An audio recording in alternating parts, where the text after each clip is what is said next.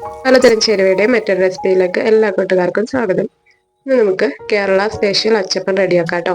ഒത്തിരി തലമുറകളൊക്കെ ആയി മാറി വന്നിട്ടുള്ള പഴയ ഒരു റെസിപ്പി ആട്ടോ അത്. എന്തെങ്കിലും ആവശ്യങ്ങളൊക്കെ വരുമ്പോൾ മെയിനായിട്ട് പെരുന്നാളിന്റെ തലേന്ന് വീട്ടിൽ മെയിനായിട്ട് ഉണ്ടാക്കുന്നതാണ് അച്ചപ്പം കൊയലപ്പം കേട്ടോ. ഇവിടെ ഉമ്മച്ചിയുടെ ഒരു കണക്കനുസരിച്ച് 1 കിലോ അരിക്ക് 1/4 കിലോ ശർക്കര, ഒരു മുട്ട, ഒരു കുഞ്ഞു മുറി തേങ്ങ അത്രയാണ് യൂസ് ചെയ്യുക. നമ്മൾ കുറച്ചായിട്ട് ഉണ്ടാക്കുമ്പോൾ ബാക്കിയുള്ള ഇൻഗ്രീഡിയൻസ് ഒക്കെ കൂടി പോകാൻ സാധ്യതയുണ്ട് കേട്ടോ. തേങ്ങാപ്പാലാണെങ്കിലും മുട്ടയാണെങ്കിലും ചേർന്നാലാണ് അതിൻ്റെ ഒരു ടേസ്റ്റ് കിട്ടുള്ളൂ. എന്നാൽ നമ്മൾ മാക്സിമം എത്ര കുറച്ചിട്ടാലും ആ ഒരു കണക്ക് കറക്റ്റായിട്ട് കിട്ടില്ല കേട്ടോ. അപ്പോൾ ഞാനിപ്പോൾ 1 കപ്പ് അരിയുടെയാണ് ചെയ്യുന്നത്. നമ്മുടെ കയ്യിലുള്ള പച്ചരി ഏതാണെങ്കിലും യൂസ് ചെയ്യാം കേട്ടോ. നന്നായിട്ട് വാഷ് ചെയ്ത് 2 മണിക്കൂർ കുതിർത്തി സ്ട്രെയിൻ ചെയ്തെടുത്ത ശേഷം നന്നായിട്ടൊന്ന് പൊടിച്ചെടുക്കാം. കപ്പപ്പൊടി അരി നന്നായിട്ട് നൈസായിട്ടുള്ള പൊടിയാണ് വേണ്ടത്.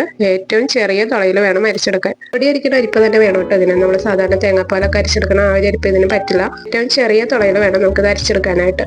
നമ്മൾ കടയിൽ നിന്ന് സാധാരണയായിട്ട് വാങ്ങിക്കുന്ന പൊടി വറുത്തതായിരിക്കും. അത് അച്ചി പിടിക്കില്ല എന്നാട്ടോ ഇവിടെ വെച്ച് പറയാറ്. പച്ചപ്പൊടിയാണെങ്കിൽ പെട്ടെന്ന് അച്ചി പിടിച്ചോളും. ലുലുവിലൊക്കെ ഫ്രോസൺ സെക്ഷനിൽ നമുക്ക് പച്ചപ്പൊടി വാങ്ങിക്കാൻ കിട്ടുമെന്ന് തോന്നുന്നത് കേട്ടോ. ആ ഒരു പൊടിയാണ് നിങ്ങൾ എടുക്കണമെന്നുണ്ടെന്നുണ്ടെങ്കിൽ തണുപ്പ് മാറിയ ശേഷം 2 കപ്പ് എടുത്താൽ മതി. പൊടി ഞാൻ അവിടെ മാറ്റി വെച്ചിട്ടുണ്ട്. ഇനി ഒരു മിക്സിയുടെ ജാറിലേക്ക് 1/4 കപ്പ് തേങ്ങ ചിരകിയത് ഇട്ടെടുക്കാം. 1/2 കപ്പ് വെള്ളം കൂടി ഒഴിച്ച് നന്നായിട്ടൊന്ന് അടിച്ച് തേങ്ങാപ്പാലാക്കി എടുക്കാം കേട്ടോ. ഒരു 1/4 കപ്പിന് താഴെയായിട്ട് തേങ്ങാപ്പാലുണ്ടത്. ഞാൻ നേരത്തെ പറഞ്ഞ പോലെ തന്നെ തേങ്ങാപ്പാലും മുട്ടയൊന്നും കൂടി പോകരുത് കേട്ടോ. കുറഞ്ഞാലും കുഴപ്പമില്ല, ആ ടേസ്റ്റ് ഇച്ചിരി കുറയുന്നുള്ളൂ. നമുക്ക് കറക്റ്റായിട്ട് ചുട്ടെടുക്കാൻ പറ്റും. പക്ഷെ കൂടി പോയിട്ടുണ്ടെന്നുണ്ടെങ്കിൽ അച്ചിന്ന് വിട്ട് പോരില്ല, പല ബുദ്ധിമുട്ട് വരും. അടുത്തതായിട്ട് നമുക്ക് ശർക്കര ഒന്ന് ഉരുക്കിയെടുക്കാം. നിങ്ങൾക്ക് വേണമെന്നുണ്ടെങ്കിൽ പഞ്ചസാര യൂസ് ചെയ്യാം കേട്ടോ. ഞാൻ ആ പഴയ രീതിക്ക് തന്നെയാണ് ചെയ്യുന്നത്.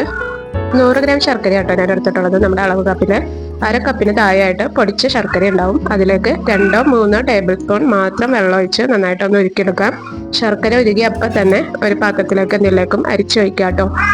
വെള്ളം അധികം ഇല്ലാത്തതുകൊണ്ട് ചൂടാറി വരുമ്പോഴത്തേന് ഇതുപോലെ കുറുകി വരും. ചൂടിനെ തന്നെ അരിച്ചെടുക്കുമ്പോൾ പ്ലാസ്റ്റിക്കിന്റെ അരിപ്പ് യൂസ് ചെയ്യരുത് കേട്ടോ, ഉരുകിപ്പോവും. അത് പ്രത്യേകം ശ്രദ്ധിക്കുക. ശർക്കര നന്നായിട്ടൊന്ന് ചൂടാറിയ ശേഷം നമുക്ക് മിക്സിങ് തുടങ്ങാം കേട്ടോ. ഇത് തന്നെ നമ്മൾ ഉണ്ടാക്കി വെച്ചിട്ടുള്ള തേങ്ങാപ്പാൽ അതിലേക്ക് അങ്ങ് ഒഴിച്ചെടുക്കാം. ശർക്കര വല്ലാതെ ഒന്ന് കുറുകിയല്ലേ ഇരിക്കണേ, അതൊന്ന് ലൂസ് ആവാനായിട്ട് നന്നായിട്ടൊന്ന് മിക്സ് ചെയ്ത ശേഷം അതിലേക്ക് പൊടിയിട്ടെടുക്കാം. മിക്സ് ചെയ്യുന്നത് മിക്സ് കേട്ടോ. കട്ടകളൊന്നും ഇല്ലാതെ നന്നായിട്ട് മിക്സ് ചെയ്തെടുക്കണം. അടുത്തതായിട്ട് ഇതിലേക്ക് നമുക്ക് വേണ്ടത് മുട്ടയാണ്. ഉമ്മച്ചിയുടെ അളവനുസരിച്ച് 1 കിലോ അരിക്കാണ് 1 മുട്ടയൊക്കെ ചേർക്കുക. ഇപ്പം ഞാൻ ഇതിലേക്ക് ഒരു ഉണ്ണി മാത്രമായിട്ട് ചേർക്കാം കേട്ടോ. മുട്ട കംപ്ലീറ്റ് ആയിട്ട് ചേർത്താൽ ഒത്തിരി അധികമായി പോകുന്നു. പക്ഷേ ഉണ്ണി മാത്രമായിട്ട് ചേർക്കുമ്പോഴും അധികമായി പോവുകയാണ്. അപ്പം നിങ്ങൾ ചെയ്യുമ്പോൾ മുട്ട നന്നായിട്ടൊന്ന് മിക്സ് ചെയ്തിട്ട് അതിലൊരു 1/4 ഭാഗം മാത്രം ചേർത്താൽ മതി കേട്ടോ. നിങ്ങളുടെ ഇഷ്ടത്തിനനുസരിച്ച് ഇതിലേക്ക് എള്ളും കൂടി ചേർത്ത് കൊടുക്കാം കേട്ടോ. ഞാനിവിടെ 1 ടീസ്പൂൺ എള്ള് ചേർത്ത് കൊടുത്തിട്ടുണ്ട്. ഇതിലായിട്ട് ഒരു ഇൻഗ്രീഡിയൻസും കൂടി ഇതിൽ ചേരുന്നുണ്ട് കേട്ടോ. ഉപ്പാണത്. 2 പിഞ്ച് ഉപ്പിട്ട് കൊടുത്തിട്ടുണ്ട്. ഉപ്പിടാൻ മറക്കരുത് കേട്ടോ. പൊടിയും വെള്ളവും ഒരേപോലെ നന്നായിട്ട് മിക്സ് ആവാനായിട്ട് മിച്ചിക്കായി വെച്ചൊന്ന് മിക്സ് ചെയ്ത് കൊടുക്കുന്നുണ്ട്. ഇനി നമുക്കിത് ഫ്രൈ ചെയ്തെടുക്കാം. അച്ചട്ടി അടുപ്പത്ത് വെച്ച് ഓയിൽ ചൂടാക്കാൻ വെക്കുന്നതോടൊപ്പം തന്നെ അച്ചും കൂടി അതിലേക്ക് ഇട്ടേക്കാം കേട്ടോ. അച്ചപ്പം പെട്ടെന്ന് അച്ചിന്ന് വിട്ട് വരാനായിട്ടാണ്. അച്ച് നന്നായിട്ട് പഴുത്തിരിക്കുന്ന സമയത്ത് വേണം നമ്മുടെ മാവിൽ മുക്കി അത് ഫ്രൈ ചെയ്തെടുക്കാനായിട്ട്. ചില അച്ചപ്പത്തിൽ മൈദമാവൊക്കെ ചേർക്കലുണ്ട്. അപ്പോൾ നിങ്ങൾ നോൺ സ്റ്റിക്കിന്റെ അച്ചൊക്കെയാണ് യൂസ് ചെയ്യണമെന്നുണ്ടെങ്കിൽ മൈദമാവ് ചേർക്കരുത്. മാവ് ഒട്ടും അച്ചിലേക്ക് പിടിക്കില്ല കേട്ടോ, ഊർന്നിറങ്ങി പോകും. അതിൽ നന്നായിട്ട് ചൂടായ ശേഷം വേണം അച്ചപ്പം ചുട്ടെടുക്കാനായിട്ട്.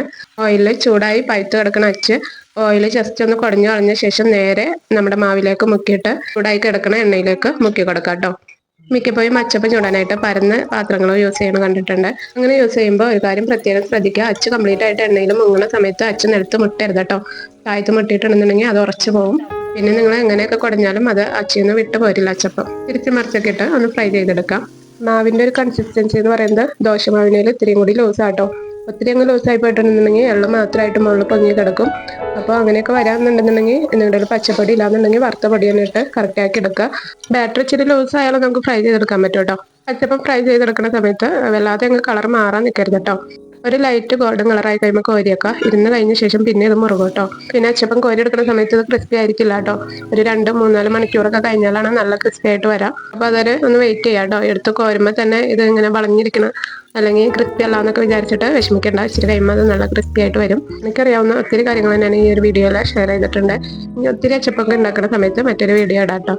ആവശ്യക്കാർക്ക് ഷെയർ ചെയ്ത് കൊടുക്കാം. അപ്പോൾ ഈ ഒരു റെസിപ്പി നിങ്ങൾക്ക് ഇഷ്ടപ്പെട്ടിട്ടുണ്ടെങ്കിൽ ലൈക്ക് ചെയ്യാൻ മറക്കരുത്. നിങ്ങളുടെ അഭിപ്രായങ്ങൾ കമൻറ്റ് ചെയ്യുക. അതുപോലെ ചാനൽ ആദ്യമായിട്ട് വന്നവരെ സബ്സ്ക്രൈബ് ചെയ്ത് ബെൽ ബട്ടൺ ഓൺ ആക്കി ഇടാം. നമ്മൾ ഇടയ്ക്കിടയ്ക്ക് വീഡിയോസുകൾ ഇടുന്നുണ്ട് കേട്ടോ. അപ്പോൾ താങ്ക് യു ഓൾ.